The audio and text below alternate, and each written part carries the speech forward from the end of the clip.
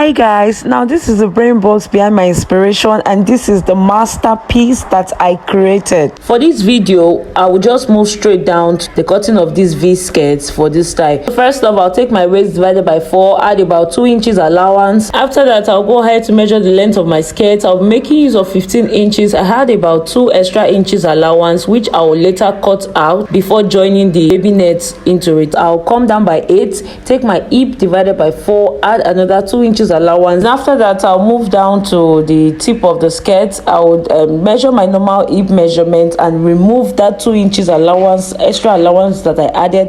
I'll remove it, and that is what I used to form this curve. So after connecting it, I'll just go down by about ½ inch. I'll create that connection from that hip point to the midpoint of the skirt, which you see me doing here. So if you have a ruler, you can make use of it or use your free hand to sketch this part. If you're still here, please do not forget to subscribe and like this video. Now after this, it is time to cut the back of the skirt. I'm going to fold my Ankara. I'll just adjust it, then place the front part of the Ankara on the material, and then I would leave about 1½ inches. You can leave 1 inch, you can leave 1½, you can leave 2 inches, so for your zipper allowance. If you're still here, let's hit the subscribe button and like this video, please. After cutting it out, now this is one thing I like doing. I'll notch out this part and also notch out the top part. This will help me to know the midpoint. Then I'll just open up the zipper side. Even without adding anything, you could already see that the skirt is coming out. So I'll just go ahead to cut out my lining, which you're going to sew it like you are sewing a flare gown. You know, when you want to attach the upper part of your gown, ball gown, mermaid gown, those kind, peplon and the rest, that is how you're going to sew this one. So it is not difficult. So but for the cutting, this is how you will cut it.